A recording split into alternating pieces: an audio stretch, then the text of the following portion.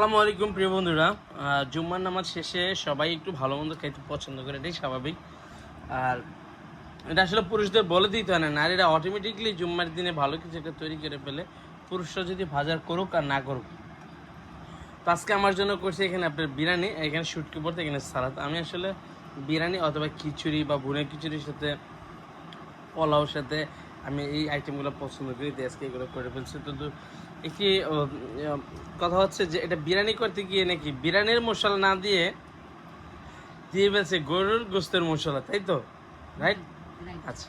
তো সে আমার ঘুম থেকে তুলে বলছে আজকে একটা খুব খারাপ কাজ করে বলছে। আমি বললাম কি খারাপ কাজ করছিলাম? বিরিয়ানির মশলা দিতে গিয়ে গোস্তের মশলা দিয়ে বলছে। আসলে আমি বুঝতেছি এটা তো গোস্ত দিয়েই তৈরি করে, তো এটা তো একই হবে। তো এটা তো আর খারাপের আমি কিছু দেখছি না। তো কালারটা খিচুড়ি খিচুড়ি ভাব চলে আসছে, কি ভাব খিচুড়ি কালার আসছে কেন? তো যাই হোক, খিচুড়ির মতো হয়ে গেছে এটা নাকি আপনার পোলাও। আবার একটা প্লেট আবার একটু সাজিয়ে গুছিয়ে দিয়েছে, আমাকে একটা ডিম দিয়েছে এখানে।